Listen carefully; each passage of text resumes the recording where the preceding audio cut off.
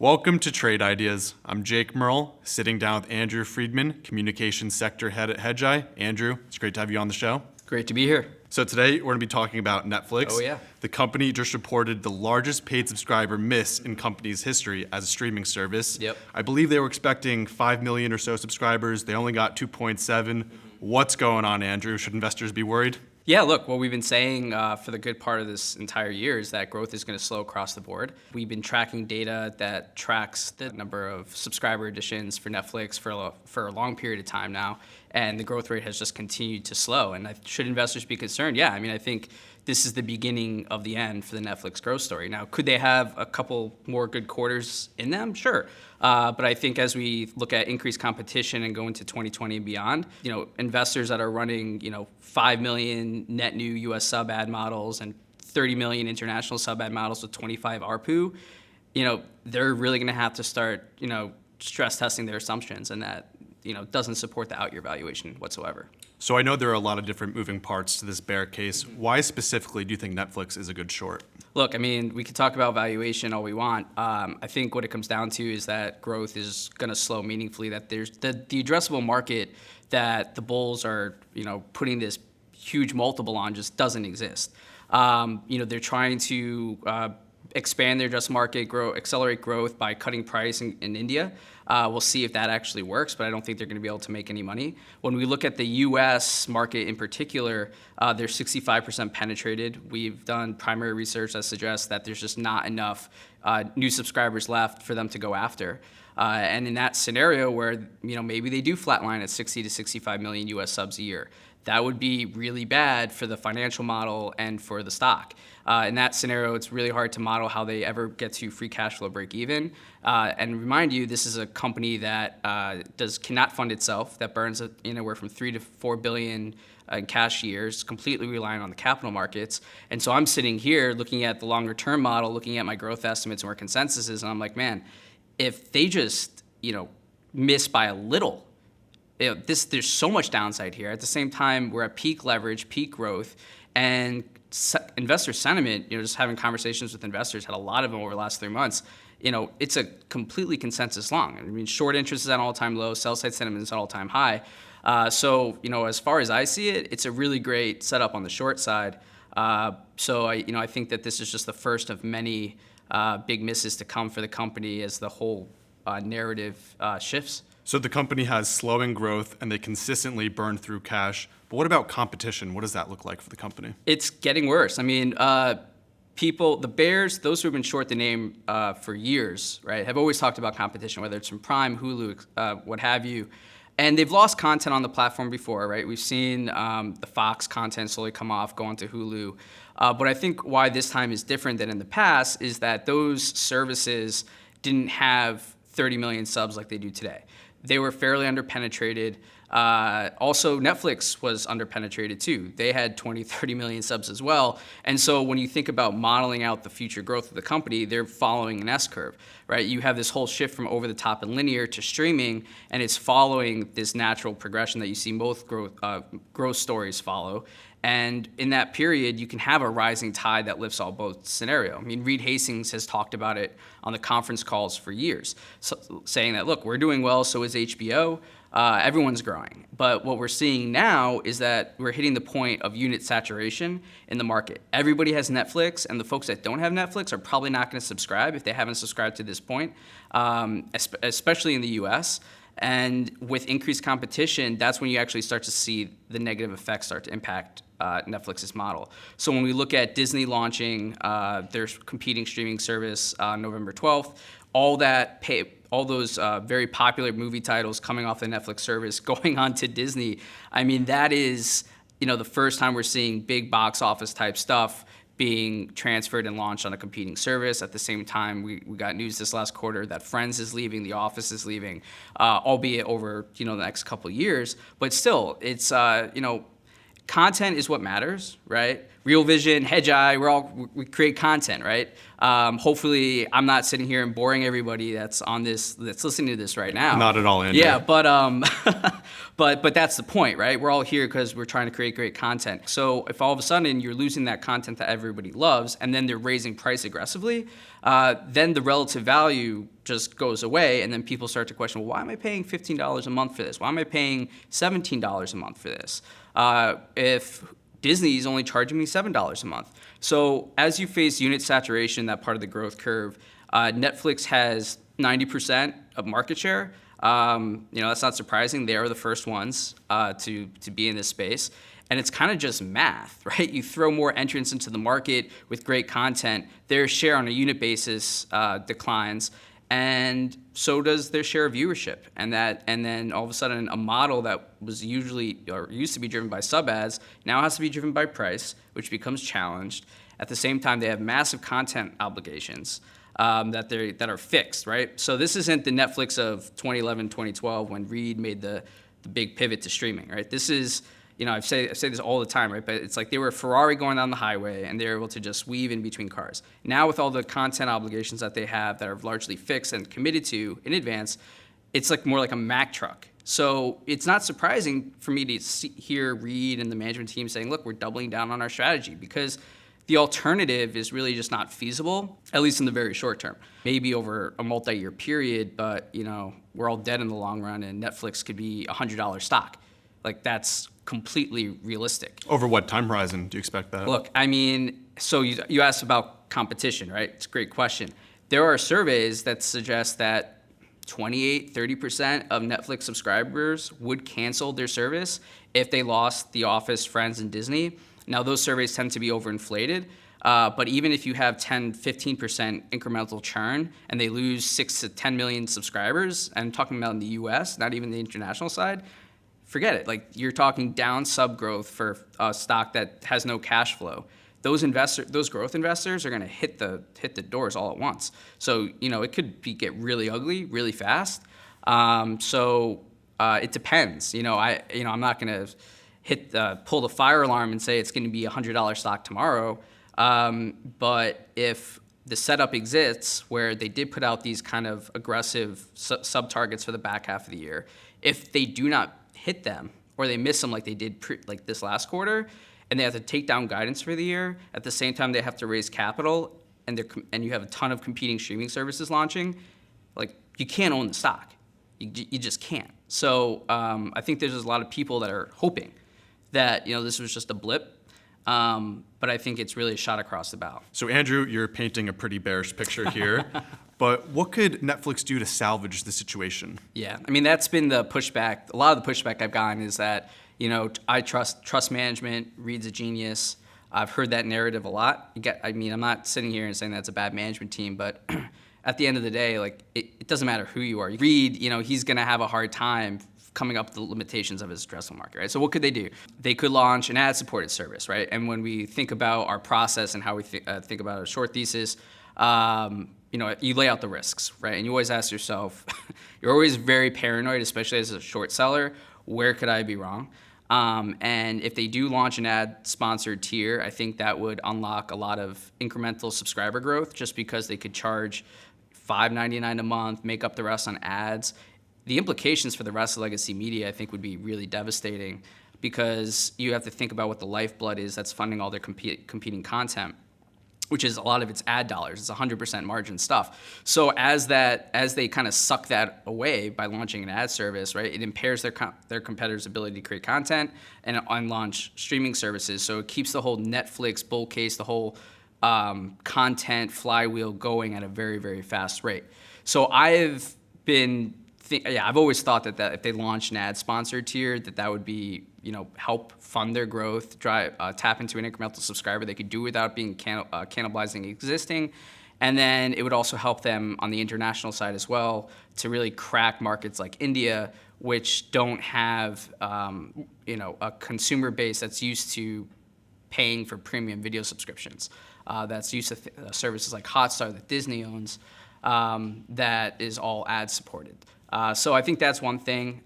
Maybe they could get into sports and live news, but I think that's kind of neither here nor there. I don't think that's a big deal. Like as far as I see it, like where I get blown up on the short side that can keep the growth going for another 3 to 5 years, like really solid, is if they launch an ad sponsored option.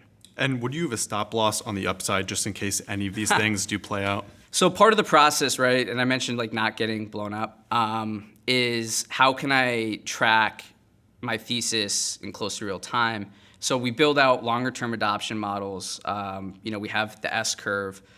We look at how many subscribers are left in the market for them to go after. So it's kind of looking at a combination of pricing studies, demand models, adoption curves, primary research, survey work, as well as high frequency alternative data that we can use to make sure that the key metric that matters, which are subs, isn't going against us. So throughout the quarter, we saw we track app downloads. We saw the growth rate just completely just roll over, and we flagged that, and that kind of gave us conviction that look, there's either going to be a big problem.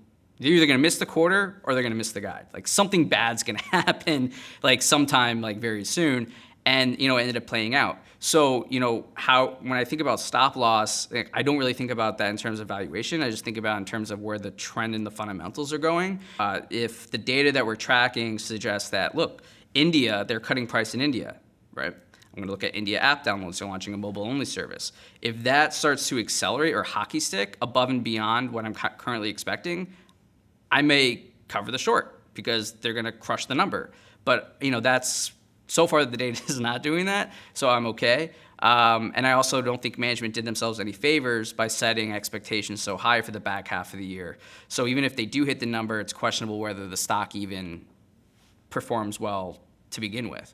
So that's kind of how I think about it. As long as the data and the fundamentals continue to trend in my direction, I'll stay short because valuation is always the last thing I kind of look at because stocks go crazy, valuations make no sense, and you can make a lot of money being long names where growth is accelerating, it's working, and vice versa on the downside, especially if you put leverage on it.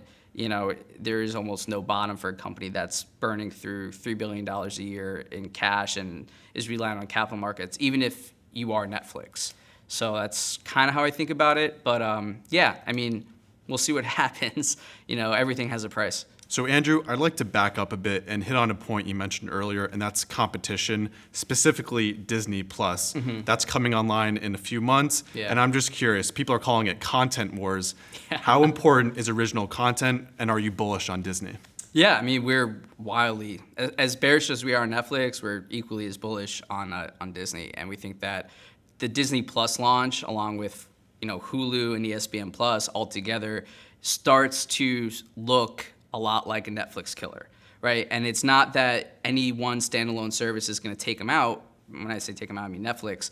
But the amount of content, the complementary offerings that they have is a really superior value driver. So you think about Netflix charging $12.99 a month.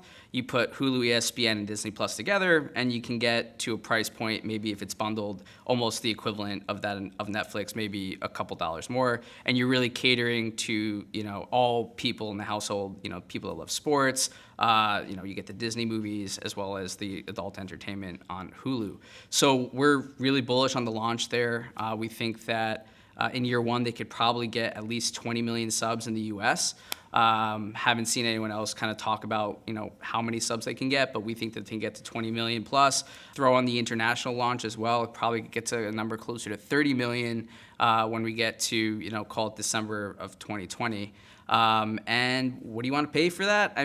Look, we'll see. I can't sit here and say, oh, let's take an EV per subscriber of Netflix and apply that to Disney, right? Because we're short Netflix, and I think the valuation's absurd. So it'd be a little intellectually dishonest of me to do that. But I do think that can the DTC offering combined be worth $100 billion in 2 to 3 years? Can they get 90 million Disney Plus subs, 160 million in total worldwide when you factor in all of their 3 DTC offerings? Yeah, absolutely. And Disney has incredible brand affinity. Most people are aware of it. I think it's about 60. When we did the survey work, 65% are already aware that Disney Plus is coming to market. So I think that growth is going to accelerate. It's going to take while Netflix's growth decelerates. And so it's kind of like, it's a really simple thesis. But so far, the pair trades worked. And I think when we roll the calendar forward into 2020, I absolutely want to be long Disney into that launch. So Disney has a few different parts of their business model. Yep. How important is the streaming service to the overall business? So DTC or streaming is the future, bar none. Like, this is the future. They're betting the whole company on it. So it's extremely important. Now, and I think that's what's going to drive the stock ultimately. Now, there's some legacy parts of the business where you have to be a little concerned about, right? ESPN, what happens to the ABC, what happens to the cable and broadcast networks, right? What happens to that revenue stream? Because that's where all the profits are. And look, my top-down view is that you're going to start to see an accelerating decline or the acceleration in cord cutting across the industry. I think 5%, year-over-year decline is reasonable. I've heard people talk about 10%. We'll see. My bet here is that the rest of the Disney legacy media business stabilizes or just doesn't get that bad while the DTC launch takes off, because I think that's what's going to drive the stock. And in the long run, look, you have to worry about affiliate fees, but you also have to think about what happens to the ad revenue. And when you look at a platform like Hulu, which is commanding very high CPMs, which is the unit metric that goes at how much it costs to reach a certain segment of your user base. Look, I think Hulu could probably be larger in terms of ad revenue than ESPN and ABC combined in 5 years. I don't think that's crazy. And so in terms of future-proofing the platform and re-accelerating growth, and also just the synergy, right? Being able to maybe drive more merchandise sales by having a direct-to-consumer offering. Their existing distribution is tremendous. So there's just so many levers that this provides, and it is the future of the company. I'm not just saying that. Iger said it, and we'll see how successful they are. But it's a massive bet, and if they fail, it's going to be a disaster. Obviously, we don't think they're going to fail. We can see it being a $200 stock. As growth accelerates. I think it's going to be big bang, right? This isn't like Netflix, 4 to 5 million subs a year in the US. This is going to be like 10 million subs out of the gate type of an adoption curve. It's going to be very quick. And over what time horizon do you think it'll reach that $200 target? Could be next year. The stock does look pretty expensive though right now, just on normal valuation metrics. Yeah. What do you say to that? Yeah, I mean, look, the stock went sideways for 4 to 5 years for good reason, right? Everyone was afraid of what was happening in the cable business. And I think that if you look at the estimate revisions on the out year, they've come down because they're investing in original content. And to your point before, original content is going to be very important. So they're investing billions of dollars to support growth of their DTC offering. So they have things like The Mandalorian. They're coming out with a bunch of original, $80 million bigger budget movies that are going to be made exclusively available on the Disney Plus service. And all that's going to take a hit out of earnings. But what we've seen time and time again, at least in this market, is that investors are willing to subsidize losses in the short term if it means future growth and some out year type of earnings story that you're going to get to. And so I think Disney is really not going to be any different in that respect.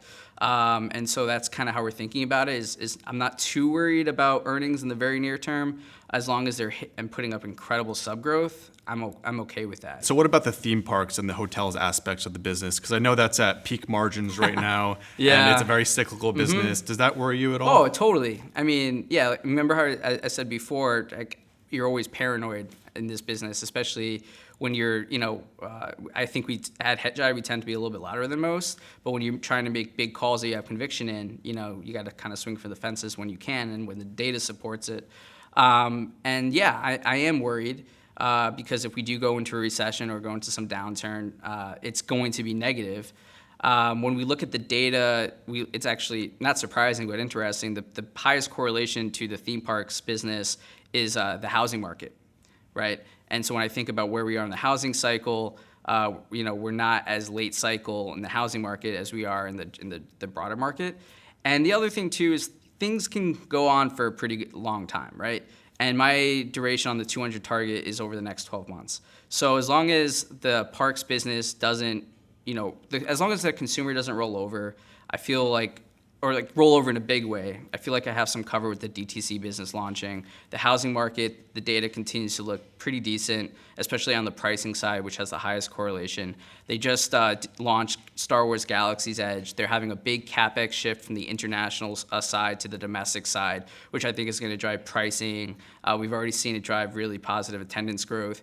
We did a survey that's like, ask people, have you been to Disney World or Disneyland in the last 12 months? Yes or no. Are you going in the future? Yes or no. There's twice as many people that have plans to go to Disney World than have been in the last 12 months.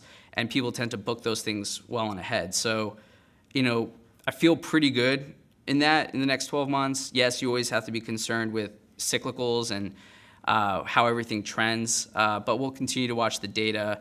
And again, the bet here, we're long Disney for the DTC business. So I just need everything to just kind of be status quo and not blow up while everything else takes off. And I think, hopefully we'll be really right on the name. Can you please break down this pairs trade in 30 seconds? Yep. Growth is accelerating for Disney and decelerating for Netflix. Look, I think, Netflix is facing our top-down thematic view, right? We're approaching unit saturation in the U.S. market. On the international side, Netflix is over 50% penetrating key developed markets, right? So that growth story is coming to an end. You have increased competition. So Disney's coming in with, they have 30 million Hulu subs, but nothing on the Disney Plus side, with incredible brand affinity, and they're starting from zero. So I think that, they're on the part of the S curve where growth is going to accelerate. At the same time, where Netflix is the part of the growth curve where they're topping out.